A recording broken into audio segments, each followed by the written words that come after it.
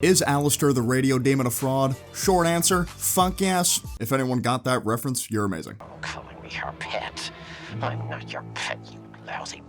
Anyone who's been watching Hazbin Hotel Season 2 right when the new episodes have dropped know by now that Alistair isn't having the best time in the world. Ever since he got slashed by Adam, he's been on a bit of a downward spiral, and that's being generous. From ignoring his previous hotel duties to sit around and drink or smoke, a broken staff, less radio broadcasts, the reveal of Rosie owning his soul with her refusing to give him any help to get some power back, and most recently, submitting to Vox as his prisoner, allowing Vox to gain more power by the second, while Alistair has to sit around like a bitch doing nothing. This has sparked some memes about Alistair's loser status this season, and my personal favorite is this agenda piece coded picture of Alistair titled, "Meet Intimidation Man." The "his true form will shock everyone" line almost made me spit out my water when I first read it. This image in particular is the main reason I wanted to do this video in the first place, as I'm someone who's still trying to trust the process with Alistair in the long run despite his humiliating screen time in Season 2 thus far, because there's no way someone as prideful as Alistair would be willing to submit to Vox if he didn't have something up his sleeve, right? Since the beginning, Alistair has been one of the biggest aura farmers in the entire Helliverse, and I don't think that's a crazy take. The only other hell of a boss character I can think of that matched his energy before was Stolas when he emerged on Earth in the Truth Seekers episode, but Alistair has consistently sent chills down the spines of other characters around him and us viewers of the show,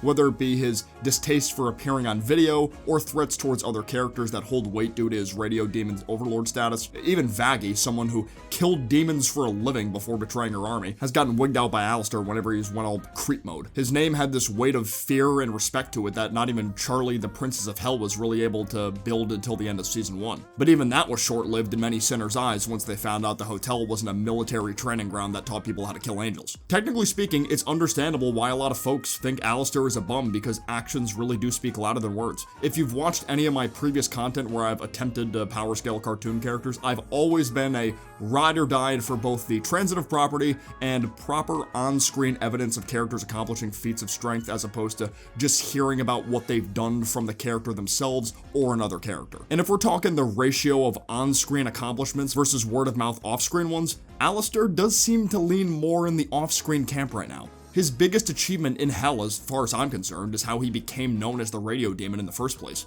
which is when he went on a soul-stealing rampage pretty much the moment he landed in Hell, broadcasting the screams of the souls he owned all over Pentagram City. People couldn't fathom how some old radio host in this 1930s time period of Hell managed to become so feared that quickly. For the entirety of Season 1, at least I was under the impression, Alistair was either built different or just worked incredibly hard to build that power for himself. For someone who was constantly crapping on Vox for needing to partner with the other Vs to maintain his power, surely he wouldn't have been gifted power from another demon, right?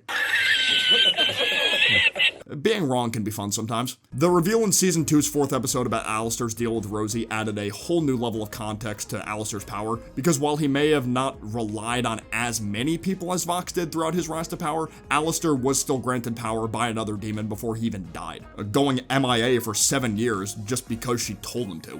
We're still not sure why she made him do that. Hopefully that'll get cleared up in Season 3 or something. So this whole reliance on other people argument Alistair loves to constantly bring up to Vox is him projecting extremely hard, because he knows deep down he wouldn't have risen to power nearly as quickly if Rosie hadn't struck that deal with him. Alistair is definitely a fraud in that regard, but because Vox is ignorant to the truth behind Alistair's rise to power, he falls for Alistair's instigations every single time, because Vox is one of the most insecure characters in the series. And many of Hazbin's main characters have their own insecurities, but nobody really compares to Vox. What's crazy too is even after Alistair got his power from Rosie and supposedly wasn't getting help from others, he literally has. Originally it did feel like, Husk and Nifty, but mostly Husk, were essentially Alistair's slaves, forced into the hotel business against their will. Obviously Nifty fell in love with how dirty the hotel was because she could constantly clean it, so she loved, being called in. Whilst Husk wasn't thrilled to be there at all. Yeah, he eventually warmed up to staying there thanks to the bonds he formed with Angel and Penchus, but the mental toll of his soul belonging to Alistair was something that's constantly chipped away at him. Just like how Rosie sees Alistair, Husk is nothing more than a pet to him. Alistair claiming he'd have no problem ripping Husk's soul to pieces if he steps out of line, which he didn't do, he just threatened him. Intimidation man, baby, that's my goat. Even then, Season 2 has shown their loyalty to him can benefit his survival. Alistair was on the verge of losing to the Vs until Husk and Nifty showed up to distract Val and Velvet, where Alistair proceeded to use them as part of his deal with Vox, guaranteeing their safety for the time being. Alistair loves to boast about how friends don't exist in Hell, and he sees other people / demons as nothing more than tools for his own enjoyment. Yet without these quote-unquote tools, he wouldn't have gotten to where he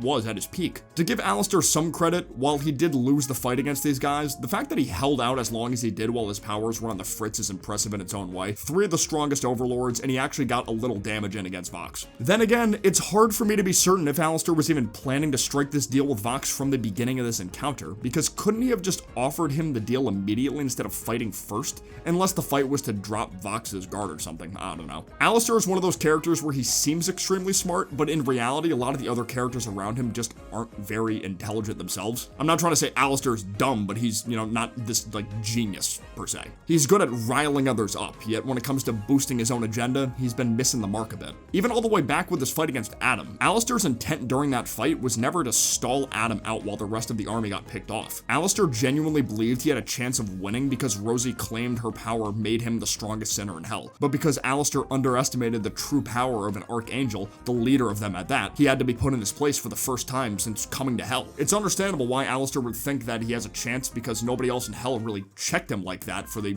70 plus years he'd been down there, but boy was he wrong. Something I've come to realize, at least when it comes to hell's sinners in the show, is they tend to forget the bubble they're in compared to the rest of hell. It's a lot like Twitter in a sense. Sinners are not allowed to leave the Pride Ring, so these guys forget how strong other demons out there can get. Ones like the other deadly sins, the Ars Goetia, or even certain imps like Blitz and Striker, some of which would likely have a much easier time dealing with an Archangel than a top-tier overlord. Yet both Aleister and Vox have been boasting lately about how they're top-tier demons in hell and can rule heaven if they want to. If Satan heard you guys talking like that, you'd be sorry. So it's very understandable why people are giving Aleister a hard time right now. Hell, I, gave him a hard time with a lot of what I was saying for the past 6 minutes or so, but the show has been intentionally painting him to be a bum until further notice, losing everything he had while his rival continues to grow in power. Yeah, it's part of the plan supposedly, but that doesn't change the fact that what happened still happened. He got his ass beat twice, humiliated on live TV, and now has to sit tied up in a chair until further notice. Aleister will inevitably be freed by the end of the season, assuming the season ends with Vox's fall from grace, but it comes down to how Aleister is going to free himself from this deal if that'll allow him to beat the Fraudgations. I'm still huffing some copium that he will come out looking good.